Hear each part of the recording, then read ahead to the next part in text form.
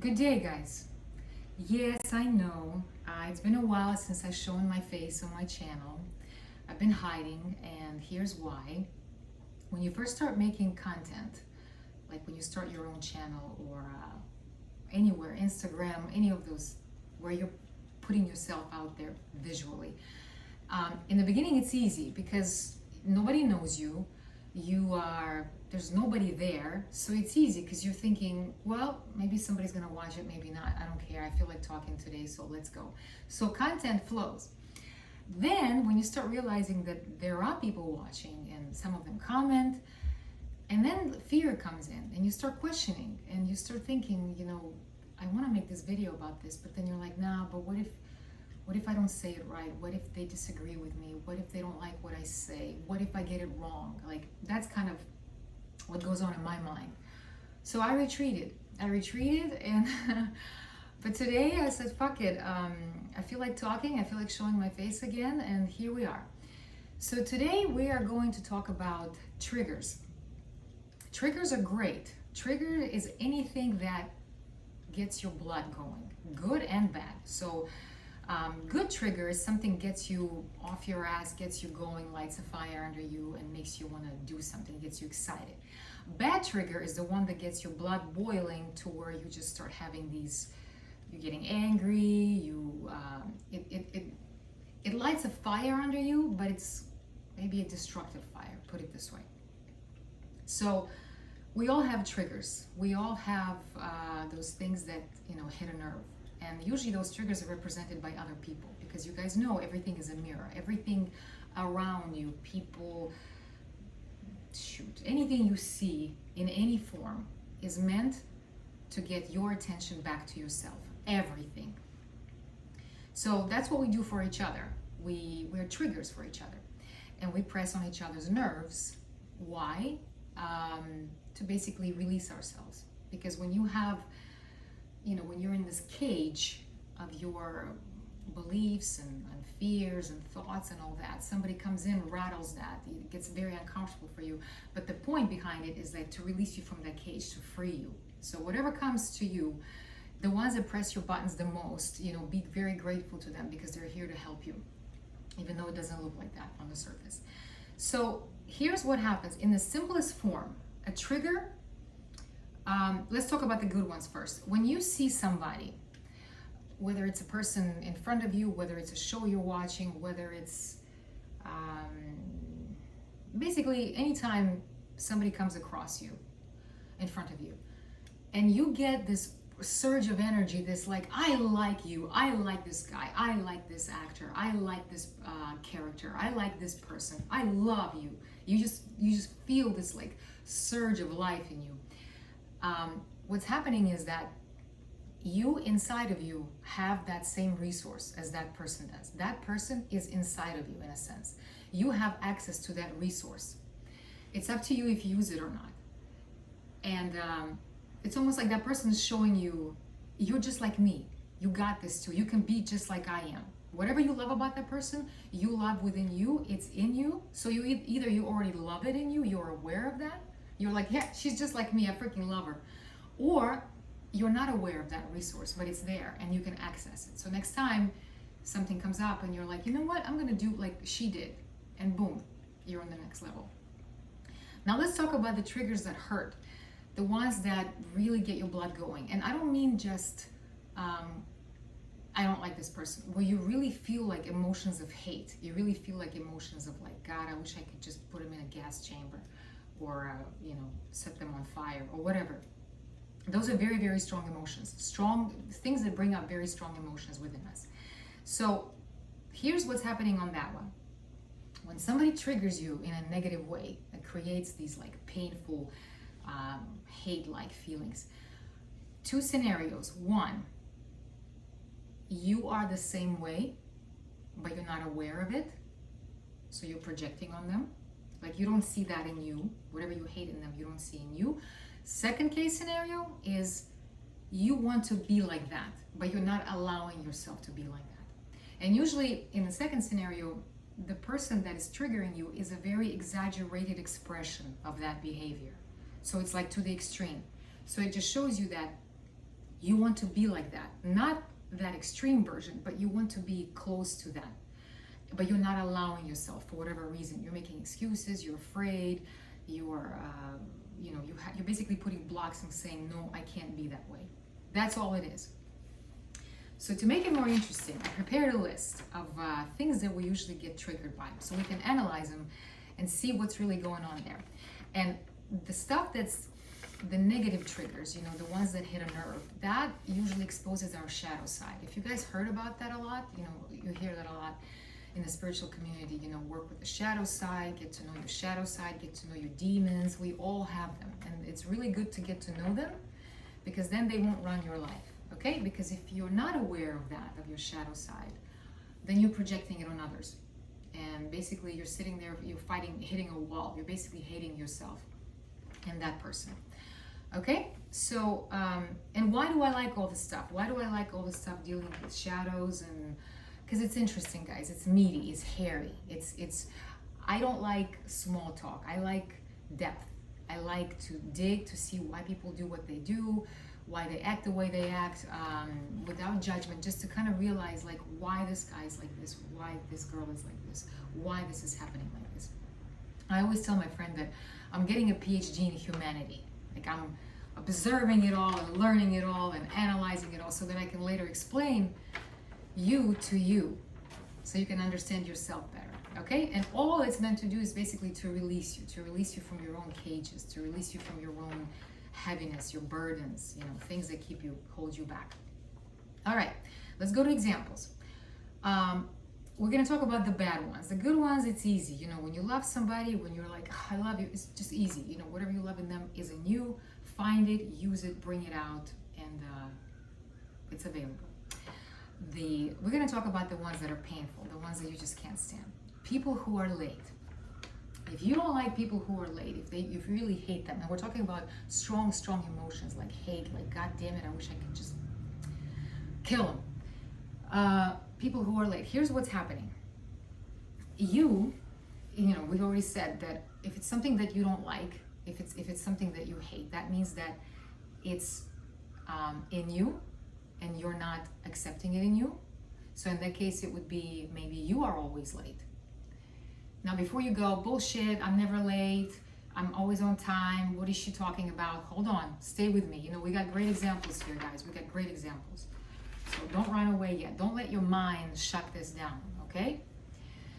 Actually, I would say this. Whenever you are triggered by something, instead of running away and getting in your comfort zone again, stay there. Stay there and feel that hate that you feel for that person, thing, whatever it is, and try to figure out why you hate it so much. Why are you reacting to it?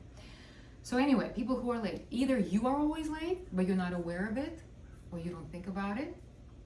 Two, you need to chill, because those people who are always late, they're opposite of you. You are too strung out. You are probably controlling in a sense, because if you expect things to be at a certain time, a certain place, a certain this, then you're by the book. The people who are always late are not by the book. They're on a different wave. And they know that even if they're late, it's no big deal. They're still gonna get where they need to get. Nobody's gonna kill them for that. They're basically gonna be okay. That's what they know, and that's why they're okay with being late always. You are hitting a wall here with them, because you are thinking, because in your mind, if you're late, that's unacceptable. If I'm late, I'm gonna get punished, I'm gonna get reprimanded, I'm gonna get written up, I might get fired, it's disrespectful, blah, blah, blah, blah. I'm gonna disappoint whoever's coming to meet me. So all of this shows me that you're uptight, you're OCD, you're on schedule. So what happens is people like that, you keep attracting people who are late to show you need to kind of relax a little bit. You don't need to be like them, because they're an exaggerated version. You just need to take a little bit. You need to get that broomstick out of your ass that's making you so uptight, and just loosen up and just say, you know what, it's okay. And once you do that, you will see that you won't attract any more people who are late, okay? Next one, people who are lazy. People who are lazy. Once again, first case scenario, maybe you are lazy and you're not aware of that, and you're projecting it on them. More than likely, It's the second one. The second one is that you yourself, inside of you, there's a part in you that would love to also be lazy. Because the other part of you, the one that's in charge, is always doing something, always running around, workaholic, work, achieve, I gotta do this, I gotta do that. I have this. I get triggered by this a lot. Because inside of me, I'm like, you gotta get going, why can't you just, nothing's gonna happen if you just lay around. Are you kidding me? You gotta go, come on, let's go. So for me, there's a dissonance with people who are lazy, but they're not lazy. They know that they will get what they need, even if they don't do anything, okay? And what's happening is that it's to show you that you can also take a little break. You don't have to be lazy. You don't have to be the extreme version. Once again, whoever triggers you is usually an extreme form of that behavior. You want to take a little bit from them and relax and trust that it's going to be okay. You can take a break. The world's not going to fall apart if you don't do this project or whatever, okay? This one's really good for workaholics. And a lot of times, you will attract people like that. You will always attract like the opposite of you to show you, because we're here to try different parts of ourselves, okay? So if you're too rigid, it would be great for you to loosen up a little bit. If you're too loosen up, it would be great for you to get yourself together a little bit. So you'll attract people that will, nip you in the butt and be like, come on, let's go. So we always attract. Notice, if you're always about like hard work and achieving, you will attract lazy people. But they're not lazy, they're just lazy in your eyes because you think that everything needs to be constant, go. You're neurotic and you're like, we have to achieve, and if I don't do it, the whole world's gonna collapse. It's not gonna collapse because those guys are not working hard like you, and they're fine. And maybe sometimes they make more money than you do without killing themselves like you are, okay? People who seek attention. That's big now because everybody's looking for attention. Everybody's looking for attention in some form or another. And they usually try to get attention through different ways. Some of us get attentions through our bodies, how we speak. Basically, we're all trying to get attention because we all want to get validated. Look at me. Notice me, please. Because if you don't notice me, I'm nothing. We're so afraid to be nothing that we're just constantly looking to be something and be noticed. So what happens if you hate people who seek attention? First case scenario, you could be like that. And when I say this, guys, you may say, well, that's stupid. I don't seek attention. You may not seek attention in this area. Let's say at work. Let's say at work, you're all like doing your thing and stuff. But in another area, let's say when you come home to your family, that's where you're like, mommy, but look at me, So guys, what I'm saying is you have to be aware of yourself in all life situations. And everything I say here, it takes work, guys. Whatever I preach on my channel, it takes work. It takes like self-analysis, digging a little bit, if you're up for it. If not, totally cool. But I like to dig, so I encourage you to do that too, because it is fun. So either you also seek attention and you don't realize it, or maybe you are at work, you don't seek attention, in your family you don't seek attention, but with your girlfriends or guy friends, you're all like, look at me, come on, notice me, compliment me. So either way, somewhere you are seeking that attention, you're just not seeing it. Or second case scenario, it would be good for you to get some attention, because these people, they are once again in the extreme behavior. Doing crazy things on TikTok just to get likes. By crazy things, I mean crazy things. In your case, you don't have to go that far, but it would be nice for you to step into the limelight a little bit. Maybe you're somebody who is always like hiding, always kind of thinking, no, not me, I'm not pretty enough, I'm not smart enough, I'm not whatever enough. And it's hard because in today's world, everybody's trying to get some kind of, to be fed somehow with attention. So it's hard to know that there are people that are kind of like, no, it's okay, I'm just gonna be here. But you are there.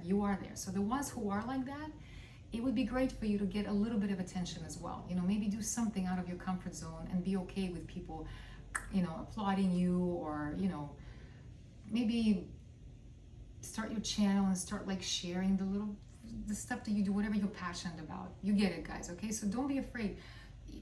Don't be afraid to also seek some kind of attention, okay? just to know what that feels like. All right, you don't have to overdo it, but just to know what it feels like when people go, wow, you're awesome, like where have you been hiding? Why were you hiding yourself from us? You are cool, you're a cool girl, you're a cool guy. Okay, next one. If you hate people who are too sexual, who are very revealing, dressed, showing off their skin, very like skimpy, slutty, what's going on here? Number one case scenario, you are like that too. More than likely, it's number two. It's scenario number two, meaning that you are not like that enough. You are suppressed. And you see that a lot, like puritanical values, older generations, they'll say, women these days, showing off their asses, whatever. Yes, other women these days showing their asses too much, they are. But you are not showing your ass enough. And I'm not saying you need to go out there and do it, but I'm saying you need to that there's a part in you that wants to experience itself that way. Naughty. Maybe put on a revealing dress. Maybe you're always covering yourself because you don't think you're beautiful enough, or you don't think you have what it takes to show off. In your case, it would be great for you, instead of hating those girls, to get inspired. Not go to the extreme, but take a little bit from them and dress provocatively. Expose a shoulder, show some leg, show cleavage. I was like that, guys. This was a big trigger for me, and maybe still is, but it's easier now. I was always triggered by girls who were very, very sensual and very exposing themselves and legs and, these tight dresses and these boobs and these butts. And I'm kind of like, wow, like, how is she not shy? How is she not shy to walk like that? How is she, how can she? I hated it because I was like, she's trying so hard. It doesn't matter what she's doing. For me, it was like, Svet, why don't you get inspired and get some sexy dresses, put on something tight, and do it. And to this day, like, if I wear like something really tight, something really, really, really, really, like, very sexual, I feel uncomfortable. Yep, I feel uncomfortable because I feel like, maybe the self-worth is not there. Maybe there's some kind of like, maybe, something sticking out, whatever. You get my point. Girls who know how I feel, you get this. You know how it feels when, you don't feel like you're sexy enough. Oh, great example. When I was younger, like teenager, when I came to America as an exchange student, I used to be very shy to walk into Victoria's Secret because I thought I wasn't sexy enough to shop there. How cute is that? So yeah, so girls like that, even older women, let's say, because a lot of older women are more critical of the younger ones because they're dressing slutty or whatever.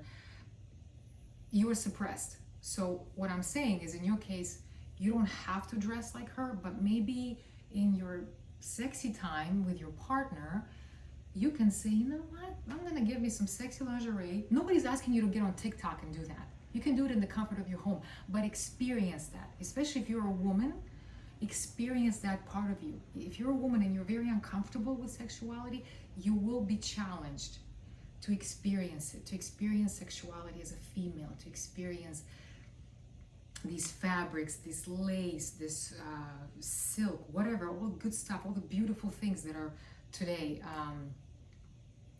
available for us to purchase, to do that, and the girls, like the ones that are thinking right now, well, that's stupid or that's bullshit, I don't want to wear that, I don't have to be feminine. You don't have to be feminine, but I would challenge you to do that. I would challenge you to explore that part of you, because that part of you wants to explore itself. That's why it's being triggered by all these people in your face. Okay, so you got this. So once again, you don't have to go on the street to show your ass, but you can incorporate that somewhere, maybe with your partner. Maybe, it can be subtle, but it's still nice. You're showing some skin, a little bit of leg. Maybe you get like a slit that goes up, a dress that goes up. Boom, I promise you, you will feel uncomfortable, but you will also feel a part of you that's like, yeah. Okay? Challenge yourself, guys. Whatever you are uncomfortable with, get out of it. Challenge yourself however you're comfortable with, and try that. Experience yourself like that. Don't just be a certain way and think that this is it and this is my life, and experience different things. All right, people who cuss. I cuss. Once again, here, I'm going to present two case scenarios. You cuss, but you don't notice it. More than likely, it's not the first one. More than likely, guys, when something triggers you is because you want to be like that in a way, but you're not allowing yourself. So people who cuss, what do we know about them? They're free in their expression. They don't care. They just say how it is. They're real. Are they rough? Yes. Is it too much sometimes? Yes. But they're free in their expression. If you're one of those people who goes, well, I never cuss, it's inappropriate, it's disrespectful, what are people going to think about me? Once again, we're talking about that broomstick up your ass that's keeping you tight, puritanical, and suppressed. You're basically suppressed in your expression. So you get triggered by people like that because a part of you wants to be free like that, wants to come in and say, fuck all of you, wants to say shit and damn and whatever, and just you want to express yourself freely, and you're not allowing yourself. And people like that are basically like in your face saying, come on, Judy, do it, let it out, speak, people who drink, smoke, and do drugs. I get triggered by this one, guys. I do still. And the way it works in my mind is, once again, two case scenarios. First one, I am like that. No, I'm not like that. I don't drink, I don't smoke, I don't do drugs. Second one is, there's a part of me that wants to be like that, to relax. Because what is smoking, drugs, alcohol? It's a form of relaxation. Why do people do that? To relax, to take the edge off, to get out of that cage, because we're all in these cages, walking around in these cages. So the alcohol helps us open that cage, get out, have some fun, and then in the morning when we're sober, get back in the cage, shut the door until the next time. Okay, so that's what's happening here. So for people like me who get triggered like that, it's also an idea of weakness. I see it as weakness. I see it as they're so weak and I'm so strong, and I'm just so strong because I say no to drugs and I say no to all this, and they're so weak because they are addicted and blah, blah, blah, blah. They're weak. And for me, weakness is a big trigger for me because I think of myself as so strong. So this for me shows that, yes, I am strong, but there's a part of me that's like, I don't want to be strong and I don't want to be so uptight. Once again, broomstick. Once again, puritanical. Once again, I don't want to be uptight. I want to have fun. I want to relax. And, if you're not going to drink, smoke, or whatever, then at least can you have fun? Can you just relax without all those things? And it's hard, guys. Not a lot of people can have fun without those tools. Everybody's usually on something, okay? You want to, usually they have a drink to go and relax and go dance, or to start a conversation, or like, for example, after work, everybody goes to get a drink and everybody's like, hey, hi, everybody is fun. They're all being themselves. And the next morning, everybody's sober. Everybody's back. Mask is back on. Hi, how are you? Hi, how are you? Okay. And it's like yesterday, it's like it never happened because you're in that cage again. So then you're waiting again for after work to have a drink, to relax, and to let yourself out of that cage again. So ideally, you want to do all this without all these tools, because they are tools. Drugs, alcohol, cigarette, they're tools. They're tools to help you get out of your prison. But then they become crutches. When you use them too much, they become crutches, and then that's not good. That's when you have addictions. So ideally, you want to have fun without these tools, So anyway, it has to do with the broomstick. Once again, broomstick up my ass. I'm so strong and I'm so above them, and they're so weak and they're just weak and addicted and blah, blah, blah. That's what's going on here. So to reiterate, I could use a little time to relax and understand that, relax, Fed, okay? Don't be so uptight. Next one, people who talk a lot. If you hate people who talk a lot, two case scenarios. One, you do that. And once again, before you shut it down and go, no, it's not me, ask yourself, see how you are at work, see how you are with your boyfriend, girlfriend, see how you are with your kids, with your girlfriends, you see how you are in all these little scenarios. And if you don't find any of them where you talk a lot, then more than likely it's scenario number 2. People like that get on your nerves because you yourself need to speak up, because you're being too quiet. You're letting other people take up space, and you're sitting there just like, Meanwhile, you have a whole world in you, and nobody's ever going to get to know you because you're not sharing it with us. So start speaking, Start talking, even if you're disagreeing, even if your opinion is different than everybody in the room. Do it. And then those people, they won't get on your nerves anymore because you'll be talking to. Okay. Next, people who take up too much space, kind of close to the one who talk a lot. What I mean by too much space, person walks in, hey, and the whole room notices them. And you're just like, God, I fucking hate her. Like, she comes in and everybody drops everything and they're all over her and they're all fawning over her. Or let's say guys that are, notice a dude who just like, he's like this alpha male and the men are like, fucking hate that asshole. You know, he thinks he's the shit. Two case scenarios. First, you are like that in another scenario. Number two, you need to be like that. Maybe not like him, cocky like that, or maybe not like the girl who's just taking way too much space, but a little bit. You know, you gotta show yourself. You guys, I don't care what you look like, I don't care where you're from, I don't care what your mind is telling you. You're awesome inside and you have a whole world inside of you. And you need to freaking bring that out, because people need to see what's inside of you. And even if it's weird, don't worry, because you can find other weirdos who are going to be like, you are cool. Okay, so that's a big one. Yeah, so you could use some taking space. You know, don't be afraid to take space energetically. Don't be afraid to come in and you know, say something. It kind of goes back to the idea of talking. Share something, say something, express an opinion. That, let's see, people who are selfish, hate people who are selfish. Either you are selfish, but you're not seeing it. And once again, guys, whenever we talk about this, when I say you are like that, it's painful to hear, and you probably hate me in this moment, and I'm hitting a nerve. But it's basically to kind of expose you to what you don't see. You know, you're blindsided. That's why it's called your shadow self. Okay? You think there's nobody in that side mirror, but there is somebody. There's a semi truck. So yeah. So when I say like either you're like that, then you have to do like an inventory of like, damn, maybe I am selfish. Shit, I am selfish. Maybe you're not selfish at work, like you do everything, but you come home and you're selfish with your partner, or you're selfish with your parents or girlfriends or whatever.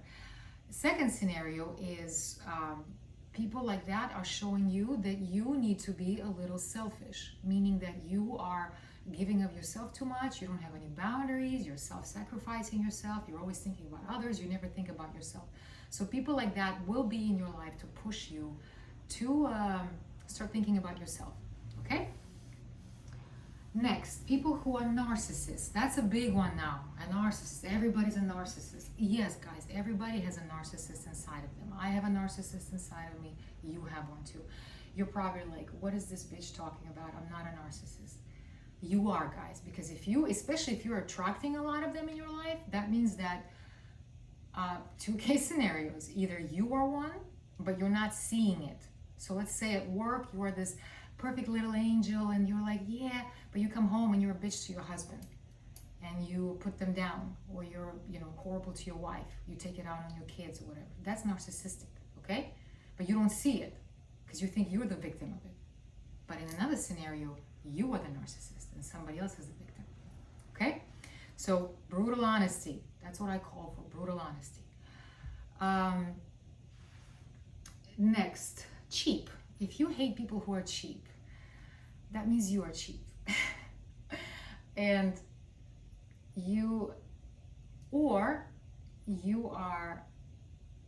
could use some money management skills, okay, guys? People who are cheap, obviously it's an extreme, you know, you don't want to be like that, frugal. But if you are constantly attracting people like that, it's to show you that maybe you need to take a look at how you manage your money. Maybe you are so used to living from paycheck to paycheck and you're always stressing, you know, am I going to have money next month? And maybe you're always like, money is kind of like, it's never there, you know. So people like that could teach you, like there's a part in you that's like, you know what, buddy, I would like to know how it is to plan, maybe put some money aside, you know, things like that. People who are celebrities, basically people who are famous, people who have, the big one with this one is Maybe you are famous and you want to be more famous, the competitive idea. But the second one is because you want to be famous. You are not famous and you want to be famous. You want to have their money, you want to have their cars, their houses, their clothes, their attention, their followers. That could be part of it. You know, you secretly, inside of you, there's a part that's like, damn, it would be so nice if like I had so much admiration toward me, okay? Even if that's empty, even if all those likes and followers are empty, it doesn't matter. It's that feeling that I'm nobody and they are somebody, and I want that. So I would say that's a big one for all of us who hate somebody famous, is because of we kind of want to be like they are. Even though we'll never accept that. We'll say, no way, I don't want to be like that. But we do. Inside of us, there's this little envy. And that's why the envy is there, because I want to be like that too. I want to have money, and I want to make money easily on TikTok or Instagram. And I want to have it easy. I don't want to be beautiful. I want people to do my makeup and do my hair and have a stylist put my wardrobe together. Things like that. So basically, the celebrities are kind of saying, hey, take a chance. You know, take a chance on yourself. See, you want to be like them, but you won't allow yourself. You kind of, you suppress yourself. You say, nah, I would never do it. Who's going to listen to me? Nobody wants to hear me sing. You know, who's going to buy my socks that I sew? Or who's gonna listen to my videos? But it doesn't matter, you know. Allow yourself, and who knows where it will take you. Okay? Celebrities are just potential to show you, hey, I took a chance on myself. I did this, and this is where I got. Take a chance on yourself. See, you'll never, like I said, guys, no matter which path you take, you will always come home. You will always come back to yourself. Okay? Next, people who are show off their bodies, too much attention to the body. I know we talked about it in the idea of sexual, but we're talking about the idea that it's just constant, like, look at me, look at me, look at me, look at this angle, look at my abs like this, look at my boobs like this, look at my hair like this, look, body, the body, huge association with the body. So in this case, either you are like that, but you will never accept it because you're like, no, I'm not obsessed. Meanwhile, you're always passing by a mirror, checking yourself. You're like, shit, okay, you know, makeup looks good today. Or like, you know what, damn, I got a pimple, you know. Or number two is it would be great for you to start paying attention to your body. Maybe you're not paying attention to your body. You don't have to be extreme like they are, but you can start investing in yourself in all kinds of ways. You know, how do we spoil our body? Get a massage, get nicer clothes, nicer sheets, underwear, hair products, perfume, makeup if you're into that. You know, a lot of you girls that are against all of that, my feminists, that are all like, nah, I don't want to be like that. You don't have to do that. But either way, you know, don't deny your body. Don't deny what you came with. Like, don't deny what you came with, you know. So instead of denying it and saying, no, I'm not going to do it, I'm going to reject all this. That's extreme too. You're going to the other extreme, okay? They're in this extreme, showing off. You're in this extreme where you're like, no. You want to be in the middle, okay? So for the ones like you who are not so much in love with your body, start doing that. Get naked in front of the mirror, start looking at yourself and saying, okay, I see myself, you know. Of course, your mind's going to be critical in the beginning, but just bear with it, and just every day, little by little, start paying attention to yourself, start investing into your body, okay? People who are politically correct. People who are politically correct could be the same, if you hate people like that, probably could be the same group as fake. But let's stick with politically correct. People that are just like, don't want to offend nobody, you know, don't want to say the wrong thing. That means you are like that. That means you are like that in some circumstances, okay? So let's say you're at home with your husband and you talk about anything and everything, but you go to work and you're on this best behavior and you're like politically correct, okay? So the same thing goes with fake.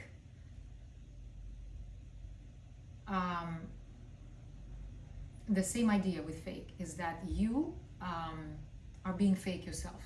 In some circumstance, somewhere, you're not being yourself.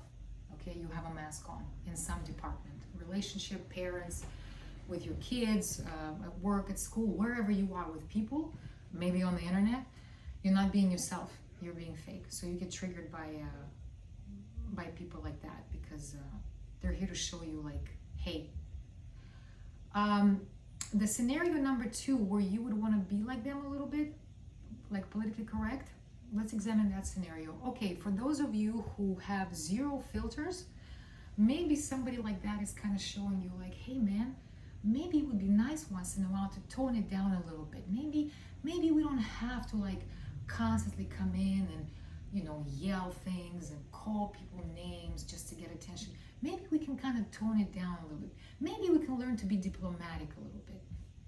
That could be the scenario here, where you kind of want to be like that. You want to be not fake, but you want to, not politically correct, but you want to be more like subdued a little bit. Okay? Next, people who are calm, relaxed, quiet, and too simple. You know, you're just like, God, do you have any life in you? Do you have any life force in you? You're like, you know, I can't stand her because she's just always so quiet and so just calm and stuff. That's because more than likely it's going to be scenario number 2 where you could use some of that energy, okay?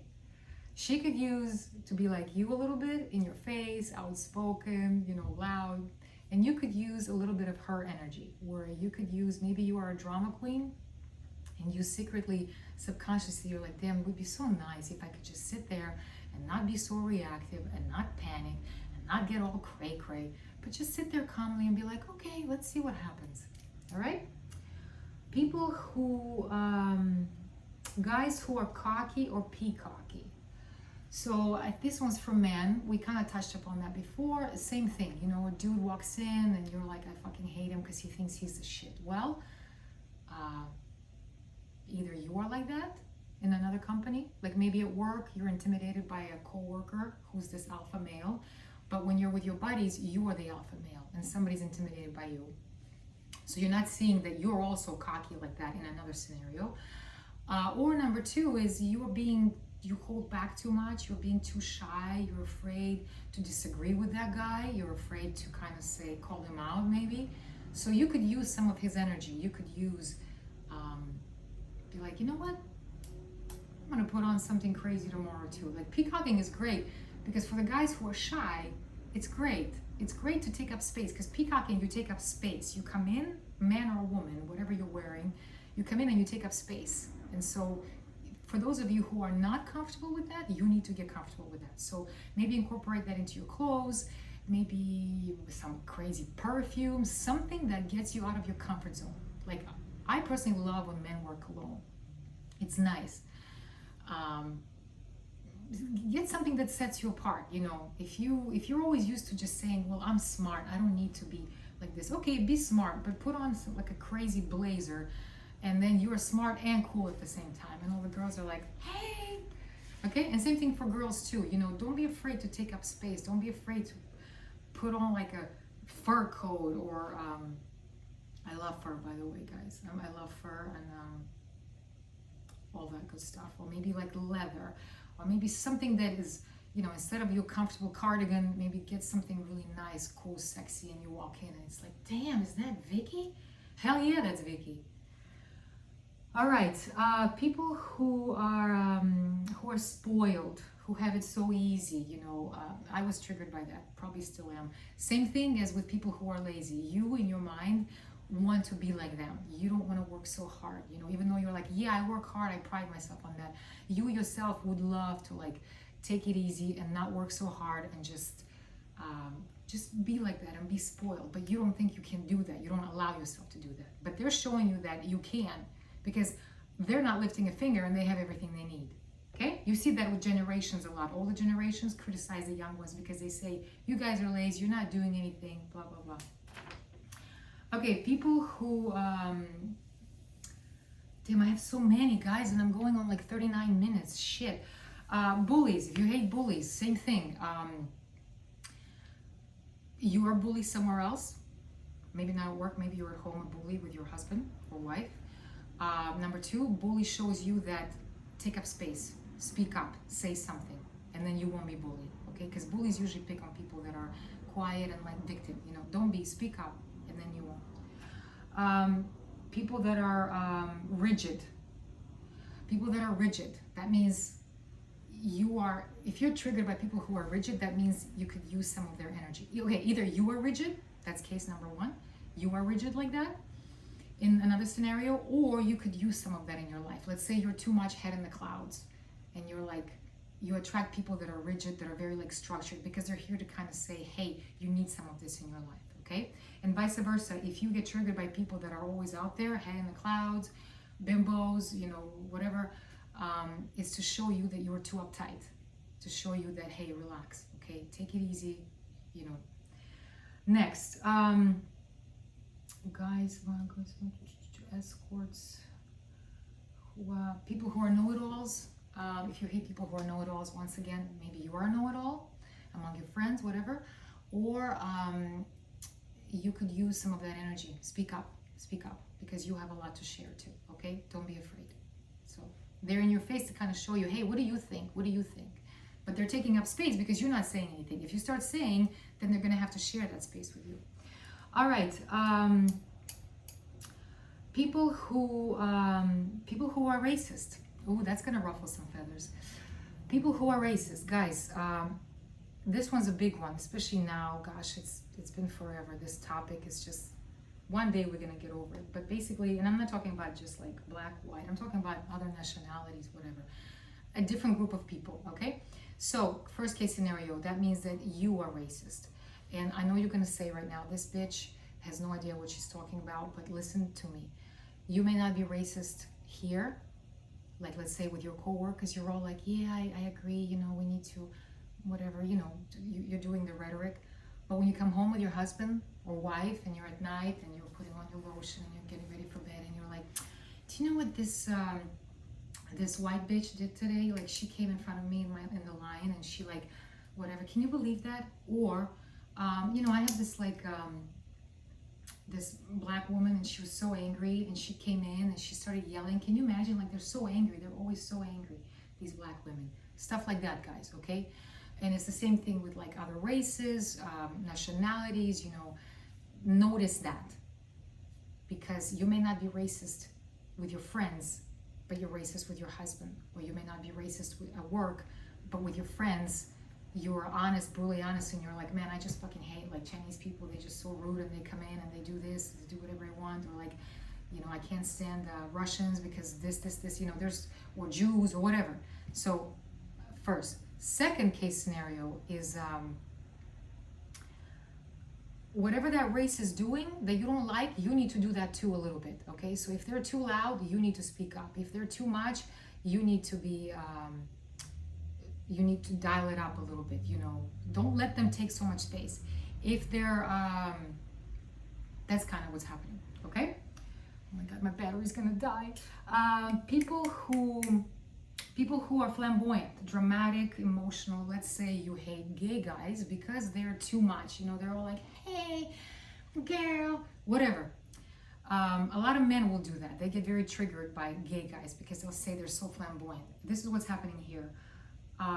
Either you are like that, and you may not be flamboyant in a sense of like a gay guy is, but you can be dramatic. Because when we talk about flamboyancy, emotions, it's the feminine side. So men who are very in touch with their feminine side, and it comes out in the negative. So very dramatic, very like drama queen, very like, oh my God, complaining, emotional, you know, all of that. So either you are like that, but you don't see that in yourself, and you get triggered by them because you're like, oh my God, these gay guys, you know, there's all drama, because you are drama.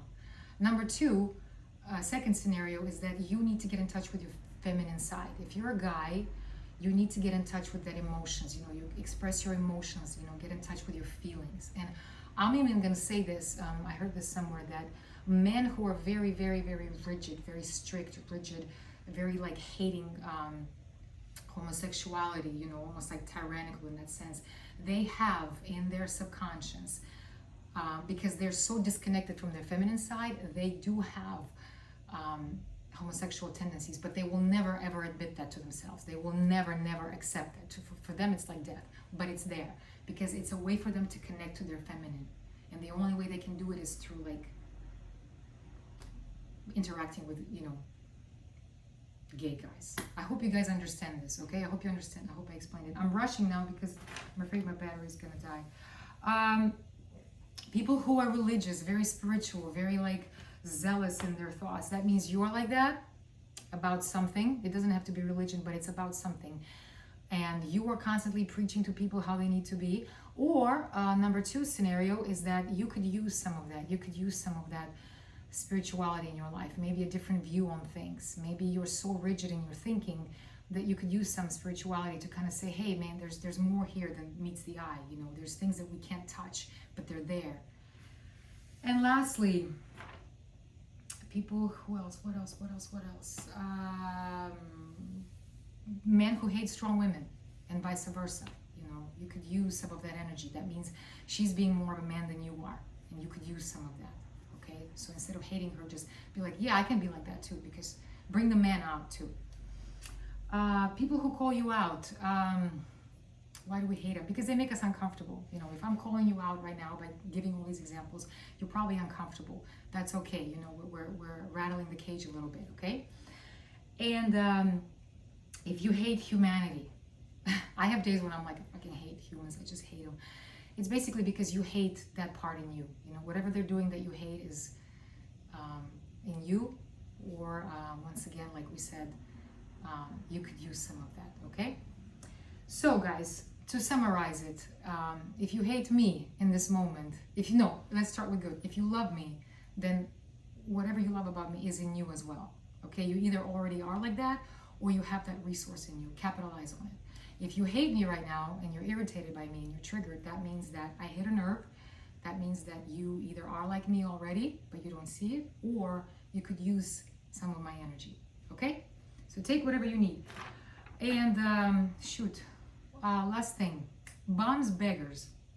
If you hate bums, if you hate people on the street, beggars, once again, it's the idea of you, in a way, you want to be like them because you are tired of working so hard. Because bums, you know, they don't do anything, but yet they get fed, they have a place to sleep if they need to, whatever. The universe takes care of them. So a part in you is like, damn, I wish we could be like that. I wish we could relax like that. So you don't have to be like them, but you can say, man, I just need to relax.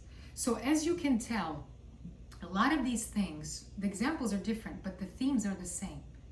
You know, if you don't like something, see if it's in your life, if it's present somewhere in your life that you're doing, and if you, or see if you can get inspired by it and say, okay, she's too much, but I can take a little bit from her and I can use it and take myself to the next level. All right, guys, that's it. I have more examples, but I'm afraid.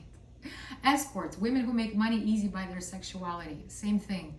Why do they have to have it so easy? Why do I have to go 9 to 5, wake up at 6 a.m. to go get on a bus, to go to New York? You know, here it's different. She's on Instagram taking pictures of her ass and she's making money. Same thing. She is telling you, why are you working so hard, bitch? Slow down, relax. I'm not doing anything and I make more money than you. That's the idea, okay? So that's it, guys. I think that's everything. People who complain, same thing. That means you don't notice when you're complaining or criticizing or being cynical. And another one is the second scenario of this is that you could use moments to speak up and say, I don't like this, I don't like this. Okay? They're doing it to an extreme. They're constantly complaining. You could use just a little bit of it where you're like, yeah, you know what? I don't like this. Okay? Or you are always complaining too, maybe to your spouse. So guys, how do we do this? If you don't know, if you can't find it in yourself, ask your friends, your boyfriends, girlfriends, whoever's, but they have to be honest. They have to be somebody who's not afraid to tell you the truth, who's not afraid to burst your bubble, somebody who's cool, who's raw, and who says, yes, Svetlana, you do that. Yes, you are like that. Yes, you can be a narcissist sometimes. Yes, you can be a bully sometimes. Yeah, you could use some help managing your money. Or like, yeah, you're overworking too hard. Yeah, you're OCD. Ask people and say, hey, do I do that? If you can't be honest with yourself and find that, ask another to say, hey, help me out, man. Do I do that? Do I do that? And you'll see. Okay, that's it, guys. I love you. Even if I disappear for another year, or for a month or a week, I will always be back, okay? Because I love to be here. I love to explain. I love to teach, as you can tell. So I'll be back. Bye. Ciao.